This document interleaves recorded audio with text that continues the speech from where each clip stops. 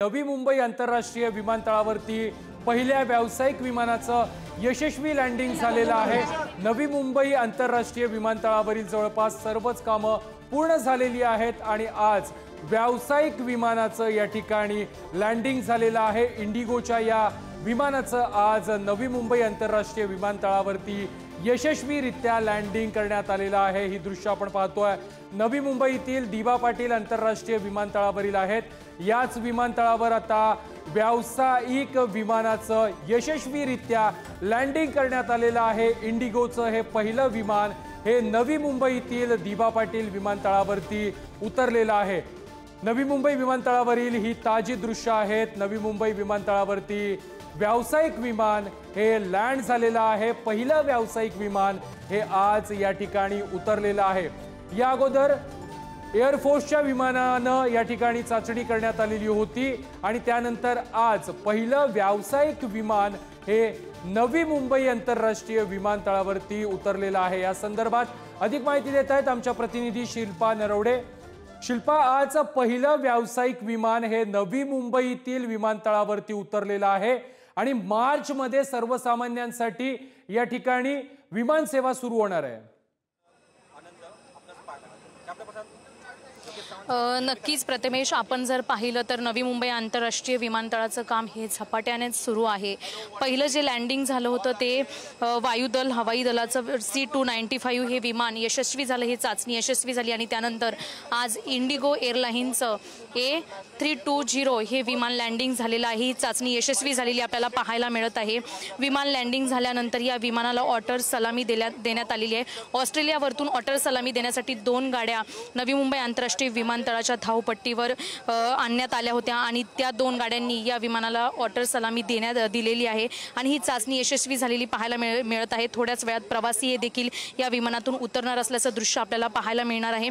विमान जेव्हा लँडिंग झालं त्यावेळी आजूबाजूचे जे नागरिक इथे पाहण्यासाठी आले होते त्यांनी देखील टाळ्या वाजवत या विमानाचं स्वागत केलेलं आहे।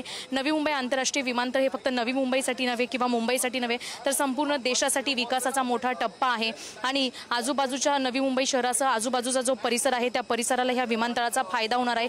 नवी मुंबई शहरातील 1 लाखपेक्षा जास्त तरुणांना इथे रोजगार उपलब्ध होणार आहे।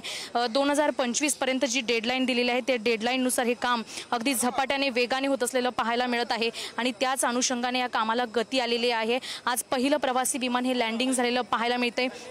चाचणी यशस्वी झालेली आहे। अशा अनेक चाचण्या होत राहतील, मात्र आतापर्यंत ज्या चाचण्या झालेल्या आहेत जी सिग्नल यंत्रणा होती ती देखील यशस्वी झाली आणि प्रवासी विमान आज लँडिंग होऊन ही चाचणी यशस्वी झाली असून इथून पुढे येणाऱ्या काळात अजून काही चाचण्या होतील त्या यशस्वी होतील आणि एप्रिल 2025 मध्ये मार्च 2025 मध्ये हे विमानतळ धावपट्टी सुरू होणार आहे।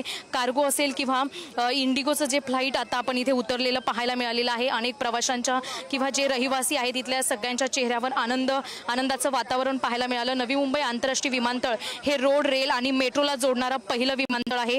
विमानतळाच्या 10 किलोमीटर परिसरामध्ये मेट्रोचं जाळं पसरलेलं आहे। मुंबई पुणे महामार्ग असेल, शिवडी न्हावा शेवा असेल, सी लिंकला जोडणारं विमानतळ आहे। त्यामुळे देशातील सर्वात महत्त्वाचं विमानतळ मानलं जाते आणि या विमानतळाचा विकासाच्या दृष्टीने मोठा वाटा आपल्याला पाहायला मिळणार आहे येणाऱ्या काळामध्ये। तसेच 2036 पर्यंत या विमानतळाचं काम पूर्ण सुरू राहणार आहे। 2036 मध्ये नवी मुंबई आंतरराष्ट्रीय विमानतळ हे संपूर्णपणे नागरिकांच्या सेवेत येणार आहे।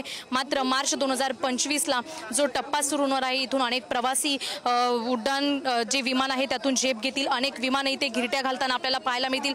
अनेक विमानं ह्या नवी मुंबई आंतरराष्ट्रीय विमानतळातून जे आकाशात झेप घेत असलेली आपल्याला पाहायला मिळतील। मात्र आजची चाचणी यशस्वीरित्या पूर्ण झालेली आहे। सिडको असेल किंवा विमानतळ सुरक्षेचे जे प्राधिकरणाचे अधिकारी आहे, पथक आहे ते देखील इथे आपल्याला पाहायला मिळत आहे आणि प्रत्येकाच्या चेहऱ्यावर हसू आहे। हे विमानतळ जेव्हा लँडिंग झालं ते लँडिंग होत असताना ते दृश्य प्रत्येकाने आपल्या डोळ्यामध्ये मनामध्ये साठवलेले आहे। त्यामुळे येणाऱ्या काळामध्ये नक्कीच या विमानतळाचा फायदा आजूबाजूच्या परिसरासह होईल। विशेष म्हणजे मुंबईचं जे विमानतळ आहे त्या विमानतळावर जो भार पडलेला आहे तो भार आता कमी होणार आहे। जेव्हा नवी मुंबई आंतरराष्ट्रीय विमानतळ सुरू होईल तेव्हा मुंबई विमानतळावर पडलेला भार तो नवी मुंबईमध्ये येईल आणि त्याचा फायदा मुंबई एअरपोर्टला होणार असल्याचं पाहायला मिळणार आहे। इथला जो रोजगार आहे तो रोजगार उपलब्ध होईल। अनेक ठिकाणी JNPT असेल, APMC मार्केट असेल, अटल सेतू असेल, अशी अनेक इथे सुविधा आहेत। इथे प्रचंड उद्योग आहे। या उद्योगाला नवी मुंबई आंतरराष्ट्रीय विमानतळामुळे चालना मिळणार असल्याचं पाहायला मिळणार आहे। प्रथमेश, नक्कीच शिल्पा, आज पहिली चाचणी यशस्वी झालेली आहे। आज पहिलं कमर्शियल विमान या ठिकाणी लँड झालेलं आहे आणि मार्च मध्ये संपूर्ण सेवा सुरू होणार आहे सामान्यांसाठी। मात्र या दरम्यान वेगवेगळ्या टप्प्यांमध्ये आणखी चाचण्या घेतल्या जाणार आहेत का?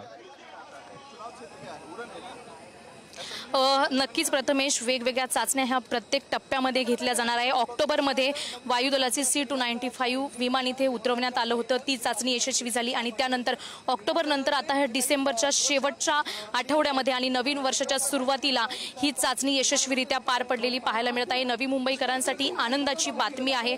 नवी मुंबईकरांना सरत्या वर्षाला निरोप देताना आणि नवीन वर्षाचं स्वागत करताना ही चाचणी यशस्वी होताना पाहायला मिळत आहे आणि येणाऱ्या काळामध्ये अशा वेगवेगळ्या चाचण्या होतील। आतापर्यंत सिग्नल यंत्रणा ही चाचणी झालेली आहे, जी धावपट्टी आहे ती परफेक्ट आहे की नाही हे पाहण्यासाठी हे प्रवासी विमान उतरवण्यात आले होतं। धावपट्टी पूर्ण व्यवस्थित काम झालेलं आहे हे पाहायला मिळत आहे। चाचणी करत असताना जे विमान आता इंडिगोचं जे लँडिंग झालेलं आहे त्यातून प्रवासी उतरताना आपल्याला पाहायला मिळत आहे आणि त्या प्रवाशांचं स्वागत केलं जात आहे। जे सिडकोचे अधिकारी आहेत, इतर जे विमानतळाचे CEO आहेत, ते सर्व आपल्याला पाहायला मिळते आणि प्रवासी विमानातून उतरलेले आहेत आणि प्रत्येकाचं स्वागत इथे होत आहे। येणाऱ्या काळामध्ये देखील अशा चाचण्या घेतल्या जातील। या चाचण्या यशस्वीरित्या पूर्ण झाल्यानंतर जी पद्धत आहे त्या पद्धतीनुसार चाचण्या होतील आणि त्यानंतर संपूर्ण विमानतळ हे मार्च 2025ला प्रवाशांच्या सेवेमध्ये येणार आहे। कार्गोचं जास्तीत जास्त कार्गो इथून घेतला जाणार आहे, कारण JNPT आणि APMC मार्केट हे जवळ आहे। अटल सेतू आहे, आजूबाजूचे जे उद्योगधंदे आहेत, 10 किलोमीटर अंतरावर मेट्रो आहे। या अनुषंगाने रहिवाशांना, प्रवाशांना या विमानतळाचा फायदा होणार आहे। प्रवासी खाली उतरलेले आपल्याला पाहायला मिळतात, पुष्पगुच्छ दिला जात आहे। अनेक जण इथे विमानतळ ज्यांची जमीन ह्या विमानतळावर गेलेली आहे ते सरपंच देखील इथे आलेले पाहायला मिळतात आणि प्रत्येक जण या प्रवाशांचं स्वागत करताना आपल्याला पाहायला मिळत आहे। येणाऱ्या काळात अशाच अनेक चाचण्या घेतल्या जातील आणि त्यानंतर नवी मुंबई आंतरराष्ट्रीय विमानतळ हे नागरिकांच्या सेवेत येणार आहे। प्रथमेश, नक्कीच शिल्पा, प्रकल्पग्रस्तांचे प्रतिनिधी देखील या ठिकाणी पोहोचलेले आहेत, ते देखील या आलेल्या प्रवाशांचं स्वागत करतायत। नेमका त्यांचा प्रतिसाद कसा आहे, त्यांनी कशा प्रकारे आनंद व्यक्त केला आहे? नक्कीच प्रथमेश, आपण जर पाहिलं तर अनेक वर्ष हा नवी मुंबई आंतरराष्ट्रीय विमानतळाचा प्रकल्प रखडलेला होता, मात्र या कामाला गती आली आणि अगदी झपाट्याने हे काम होत असताना आपल्याला पाहायला मिळत आहे। प्रकल्पग्रस्त जे आहेत त्यांनी देखील या प्रकल्पाला साथ दिली। केंद्राचा जो हा प्रोजेक्ट होता त्याला विरोध न करता अगदी हिरिरीने यामध्ये सहभागी झाले आणि आज लँडिंग होताना ते देखील स्वतः बोलत आहेत की आमचा आनंदाचा क्षण आहे, विमानतळाचा फायदा आम्हाला देखील होणार आहे, आमच्या घरातल्या लोकांना, नागरिकांना, तरुणांना रोजगार मिळणार आहे।